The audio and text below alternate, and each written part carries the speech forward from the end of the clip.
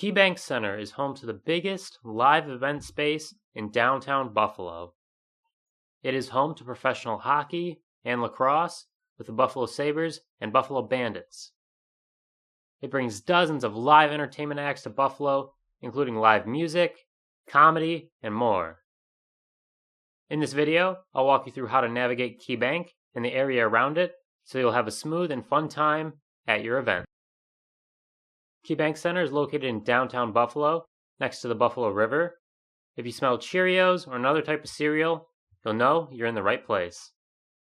If you're native to Buffalo, you know what I mean. For those who aren't, a General Mills factory is within eyesight of KeyBank Center.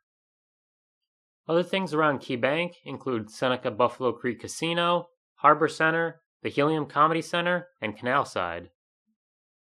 KeyBank replaces the Buffalo Memorial Auditorium, or the AUD for short, as the arena in downtown Buffalo that hosts sports and live entertainment.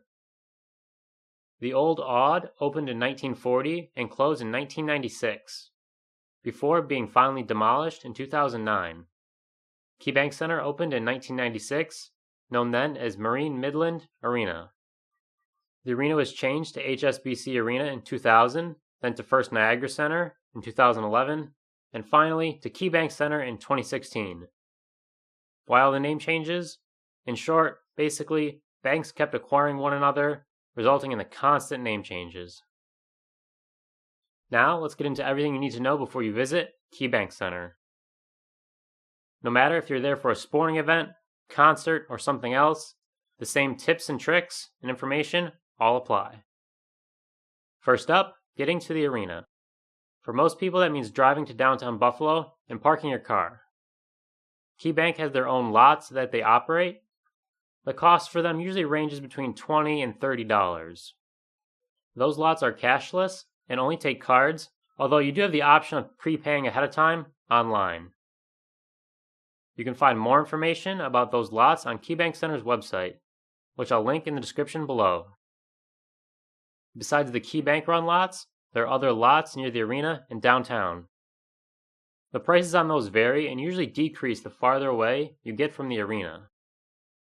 If you don't mind walking, parking around Salem Field or the Burt Flickinger Athletic Center is a nice place to park. The price is cheaper, usually around $10 to $15, and the location is pretty easy to get to, either from the 190 or Route 33. After your event ends, getting out is pretty easy and the traffic isn't too bad, especially with a lot of cars parking closer to the arena. The only downside is the walk to KeyBank. It takes maybe around 10 to 15 minutes, which isn't too bad, unless it's in the winter, which can make the walk feel a lot longer as the wind and snow is coming down in the freezing cold. The closer you park to the arena, the shorter your walk is, of course, but the more money it is going to cost you. Also, after the event, if you park close to the arena, you run the risk of being stuck in traffic for longer. If you don't mind walking, parking farther away from the arena is probably your best bet. If you don't want to drive to downtown, or you want to save on parking costs, you can take the Metro Rail to KeyBank. The Metro Rail runs from the University at Buffalo's South Campus to Canal Side, right next to KeyBank Center. And a new station serving KeyBank Center, DL&W Station, is scheduled to open in 2026. The Metro usually runs about every 20 minutes or so, but on event days at KeyBank, that can be changed a little bit. The above-ground Metro Rail stations are also free to ride, which runs from the theater station downtown to KeyBank. So if you wanted to save on parking costs, you could park somewhere along the Metro line and take the train in. If you're interested, I'll link more info about the Buffalo Metro in the description below. Alright, now we're at KeyBank Center. It's time to head in for your event. KeyBank Center, like many places, has a mobile ticket-only policy, although they do accept and print tickets at their box office. If you're buying tickets directly from the box office, you also don't have to pay those ridiculous Ticketmaster fees or any other ticket fees. We all know how annoying those can be. The arena has a no-bag policy, which is kind of a bummer. You can bring in a small clutch, 4x6 by 1.5. There's also a cashless venue, so you'll need to bring your credit card or debit card. What time the arena opens depends on what kind of event it is. For Sabres games, doors open around an hour and a half before puck drop. For all other events, Bandits games, concerts, etc., doors usually open 1 hour prior to the event starting. The arena has 3 levels, the 100s, the 200s, which is also where the suites are located, and then the 300s. The most expensive seats would be the suites, of course, then the 100s or 200s, depending on the event, and then lastly the cheap seats in the 300s, the nosebleeds of KeyBank.